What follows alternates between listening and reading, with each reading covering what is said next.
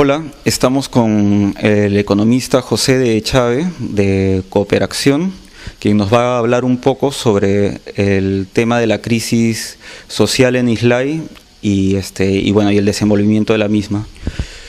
¿Qué alcance tiene el proyecto Tía María verdaderamente en Islay? ¿Cuál es el impacto que puede tener en el tema del agua y en el tema de la agricultura?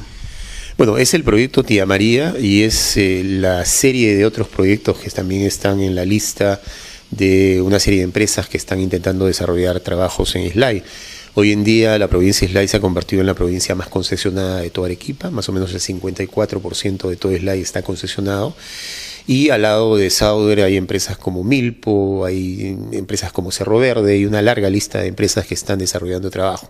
Es decir, sin duda alguna, el impacto que pueden tener actividades como la minería en un valle agrícola, en una zona donde no hay antecedentes de actividades de la minería y donde además el recurso hídrico es un recurso sumamente escaso, sin duda es sumamente importante, ¿no? No hay que olvidarnos que en el estudio de impacto ambiental del proyecto Tía María se planteaba utilizar agua del subsuelo.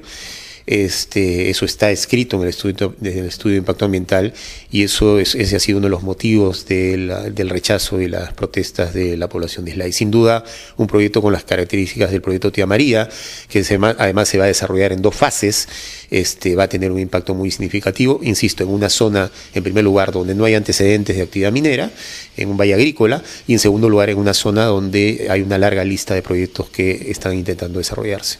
La propuesta maximalista del Frente de Defensa de Islay era que no iban a permitir la presencia de Sauder en la zona, ¿no? ¿Cómo llegaron a la conclusión de que iban a dialogar con Sauder y ahora Sauder aparentemente tiene más representación en la mesa de diálogo que la misma población o los mismos representantes de la población? En primer lugar, sin duda la situación actual refleja los tremendos errores que ha cometido la empresa y sobre todo también la ausencia del Estado peruano en estos procesos, ¿no? La elaboración de un estudio de impacto ambiental es un proceso en el cual prácticamente la empresa controla todo y se autorregula, es decir, la empresa contrata a una empresa consultora quien le hace el estudio de impacto ambiental, las audiencias públicas son organizadas por la empresa y el mismo Banco Mundial ha señalado de manera reiterada que el gobierno no tiene la capacidad para controlar, estudiar, analizar los estudios de impacto ambiental, ¿no? Cuestiona incluso la calidad de los estudios de impacto ambiental. Ahora, en el proceso de diálogo lo que se acordó es que las actividades de Sauder se suspendían, ¿no? Mientras el proceso de diálogo duraba. Y por eso es preocupante y la población está sumamente preocupada que este tema de la suspensión de las actividades de Sauder no haya sido recogido en la norma legal que instala la mesa de diálogo, ¿no? Cambiando un poco de tema, ¿Sauder cuánto contamina actualmente?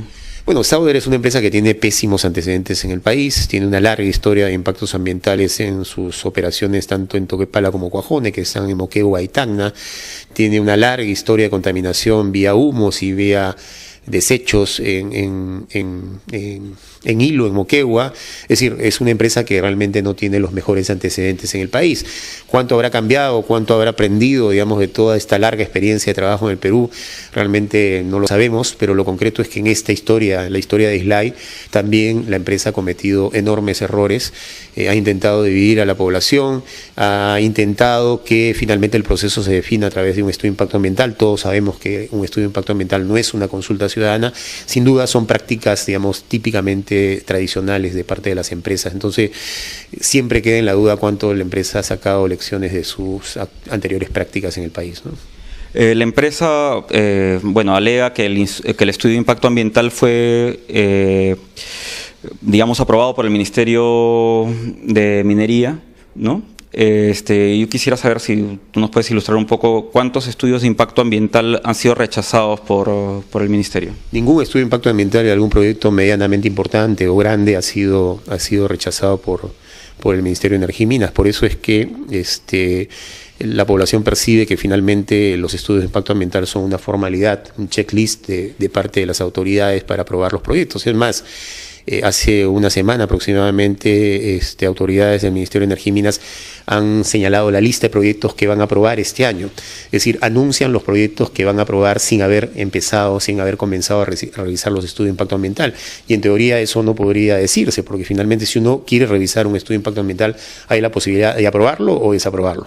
Sin embargo, se parte de la idea que cualquier estudio de impacto ambiental termina siendo aprobado, lo cual es un hecho, es una realidad. No existe un proyecto de mediana envergadura para arriba que en este país haya sido desaprobado en estos casi 20 años de revisión de estudios de impacto ambiental. En el caso de Sauder, el estudio de impacto ambiental no ha sido aprobado por el momento, ¿no? Para aprobarlo se tenía que pasar por el tema de las audiencias públicas y después de eso la empresa recibe las observaciones y la consultora termina viendo qué tipo de observaciones puede levantar.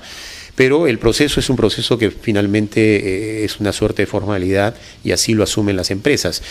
Tal es el caso que una empresa como Sauder y la consultora ha subvalorado el tema del agua, la importancia del agua que tenía para una población como la de Islay, y en ningún momento se planteó el tema de la posibilidad de la represa o desalinizar el agua del mar, ¿no? Sin embargo, estos temas han salido una vez que la población levantó su voz de protesta. Entonces, la verdad, yo insisto, este tema de los estudios de impacto ambiental se mueve en un escenario de autorregulación privada donde la empresa controla todo, desde la consultora que es contratada y pagada por la empresa hasta el tema de las audiencias públicas, ¿no? Pero insisto que las audiencias públicas están lejos de ser realmente consultas ciudadanas, ¿no? La población va con muy pocos días de anticipación de revisar un estudio de impacto ambiental que puede tener 5.000, 7.000, 8.000 páginas en un lenguaje sumamente técnico, y la audiencia pública además no genera ningún efecto vinculante. Uno puede ir, plantear sus observaciones, pero no tiene ningún compromiso de parte del Estado peruano que esas observaciones van a ser tomadas en cuenta. ¿La Autoridad Nacional del Agua le permite a Sauder utilizar el agua del subsuelo? Bueno, la Autoridad Nacional del Agua ha ido cambiando su posición en torno al tema, ¿no? Lo que debería quedar claro después de este caso tan difícil, tan complejo como el Islay, es que ningún proyecto minero debería utilizar ni aguas superficiales ni aguas subterráneas. Yo creo que es un tema sumamente delicado, más aún en un país donde estamos marchando de manera acelerada al estrés hídrico, donde además en los pocos valles agrícolas que nos queda en la costa peruana el tema del recurso hídrico es sumamente importante. Entonces, una autoridad como la Autoridad Nacional del Agua sin duda debería manejar esto con mucha rigurosidad. Pero además acá hay un problema serio y grave. Digamos, las reformas que han habido en materia ambiental, la creación del Ministerio del Ambiente, la creación de la Autoridad Nacional del Agua, no ha podido romper hasta el momento la gestión sectorial que tiene la política ambiental en el país. Hasta hoy en día, con autoridad ambiental constituida y con una Autoridad Nacional del Agua, sigue siendo el Ministerio de Energía y Minas quien aprueba o desaprueba los estudios de impacto ambiental. Yo creo que el país debería marchar de manera acelerada a constituirse realmente una autoridad ambiental autónoma, independiente, que tenga entre sus facultades el tema de la aprobación de los estudios de impacto ambiental. El Ministerio de Energía y Minas es el ente promotor de las inversiones en minería. Entonces, ¿cómo puede ser posible que el ente promotor de las inversiones en la minería al mismo tiempo sea el ente que regule, fiscalice en materia ambiental, ¿no? Ese es un contrasentido que sin duda deberíamos corregir. ¿Qué futuro avisoras tú a este caso? Yo creo que Islay se ha convertido en un caso emblemático, como lo fue en su momento Tambo Grande, como lo fue en su momento Majás, Río Blanco, como lo ha sido en otro momento algunos otros casos importantes, ¿no? A mí se me hace sumamente difícil que después de esta lucha tan importante que ha desarrollado la población de Islay, ese proyecto vaya. Yo creo que, digamos, las expectativas de desarrollar un proyecto de la envergadura de Tía María en una zona como es la provincia de Islay, el distrito de Cocachacra, sin duda está seriamente cuestionada, y me da la impresión, insisto, como ocurrió en Tambo Grande, como ha ocurrido en Río Blanco, en Majás, como ocurrió en su momento en el Cerro Quilich, me da la impresión que en este caso la población realmente ha sabido defender sus derechos, y se me hace muy, pero muy difícil que en el corto plazo un proyecto de estas características se pueda desarrollar. Pero además, yo creo que deberíamos aprender como país, ¿no? Digamos, como colectividad.